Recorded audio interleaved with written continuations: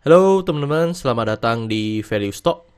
Hari ini saya akan membahas analisa fundamental power kuartal ketiga tahun 2020. Oke, ini disclaimer-nya. Yang pertama, ini merupakan sharing analisa fundamental, bukan ajakan beli, jual, ataupun hold suatu saham, dan keputusan investasi ada di tangan teman-teman selaku investor.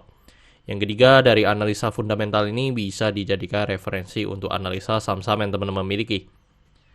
Oke, pertama-tama kita masuk ke bisnis model dari saham PWR ini atau Power ini. Untuk kegiatan usahanya bergerak di bidang usaha pembangkit listrik. Jadi untuk sumber income-nya berasal dari customer yang langganan pemakaian listrik dengan mereka. Untuk segmen usaha atau marketnya di Indonesia, terkait kasus hukum, setelah saya melakukan analisa ini, saya tidak menemukan adanya kasus hukum yang terkait dengan PWR.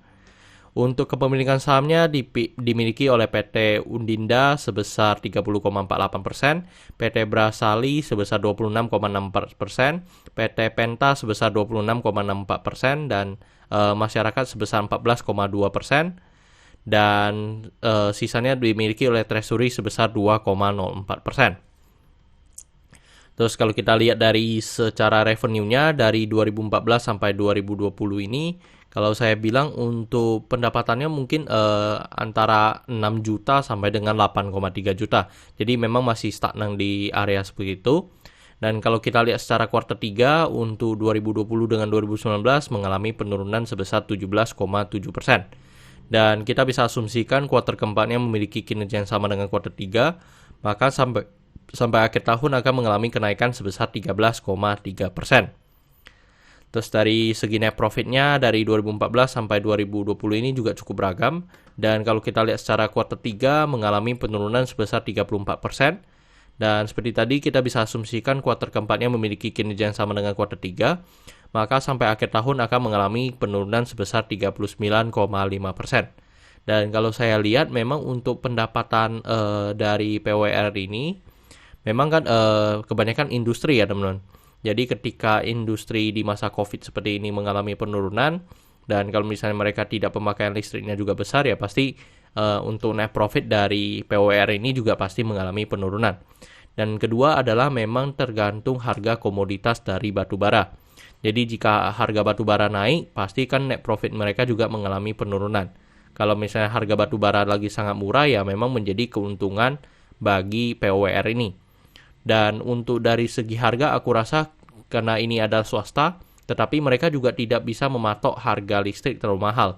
Karena kan listrik pasti diatur oleh negara dan mereka kerjasama juga dengan PLN. Jadi memang untuk net profit ini untuk penjualannya pun memang sangat tergantung ya, memang main quantity ya, bukan main quality.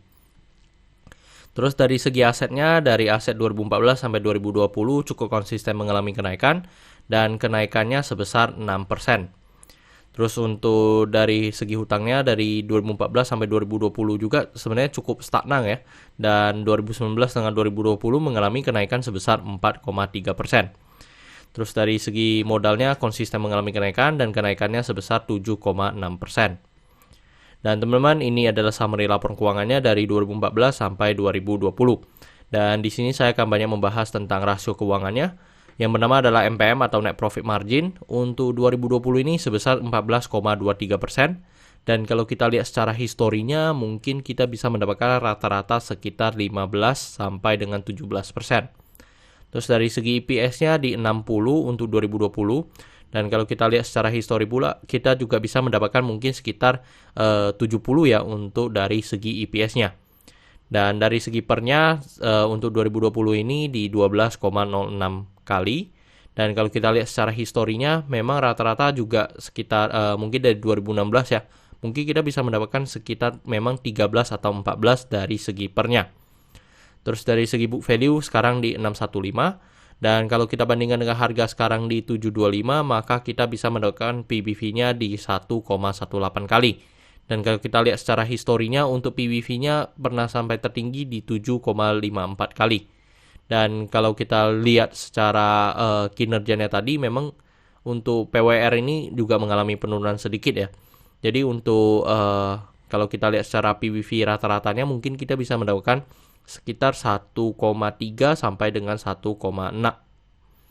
Terus untuk dari segi DER-nya di 0,97 kali dan ini udah sangat mendekati 1. Dan kalau kita lihat secara historinya, untuk DER-nya rata-rata di atas 1. Terus dari segi ROE-nya di 9,77%. Dan kalau kita lihat secara histori, untuk rata-rata untuk ROE-nya masih di atas 10% ya. Terus untuk dari segi ROA di 4,96%. Oke teman-teman, saya melakukan analisa power ini untuk harga sahamnya di 725 dan dari analisa fundamental saya bisa mendapatkan nilai intrinsik dari PWR ini sebesar 800. Jadi masih memiliki margin of safety sebesar 10%.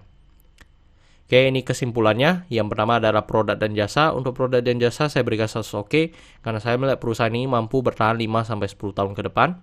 Untuk GCG saya berikan status oke karena memiliki pemegang saham mayoritas. Dan yang kedua adalah tidak memiliki kasus hukum. Untuk revenue dan net profit saya berikan status oke walaupun mengalami penurunan sedikit. Tetapi ini sangat wajar ya di masa COVID-19 atau masa pandemi seperti sekarang. Untuk dari segi aset saya berikan status oke karena mengalami kenaikan. Untuk liability saya berikan status oke karena DER-nya di bawah 1. Untuk book value saya berikan status no karena harga jual sekarang di atas harga book value-nya. Untuk secara sektor sebenarnya tidak begitu ada hal yang perlu kita concern. Jadi jika liability-nya oke, saya berikan satu sektor ini oke. Kedua memang kita perlu sedikit memperhatikan harga komoditas batu bara ya. Karena di mana pembangkit listriknya menggunakan batu bara. Terus untuk ROE-nya saya berikan status oke karena di atas 9% atau 2 kali bunga deposito yang saya anut. Untuk margin of safety saya berikan status oke karena masih positif. Untuk dividen saya berikan status oke karena selama 5 tahun terakhir untuk PWR ini masih sangat royal membagikan dividen kepada investornya. Oke teman-teman, jadi kesimpulannya adalah 10 dibanding 11. Dan pertanyaannya adalah apakah saya akan membeli saham PWR ini? Teman-teman, untuk sementara ini akan menjadikan watchlist-nya saya terlebih dahulu. Kenapa? Karena saya sudah memiliki beberapa saham pilihan yang saya pegang. Tetapi memang kalau secara valuasi sama fundamental untuk PWR ini masih sangat layak untuk diinvestasi ya. Tetapi yang membuat saya pertimbangan untuk tidak masuk dulu di PWR ini adalah margin of safety-nya yang terlalu kecil. Jadi mungkin saya akan tunggu sampai harganya koreksi lebih dalam lagi.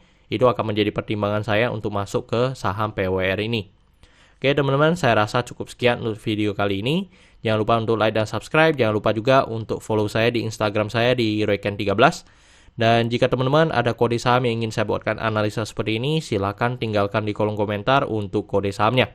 Nanti saya akan buatkan listnya dan teman-teman bisa voting di situ mana-mana saham yang ingin saya prioritaskan terlebih dahulu.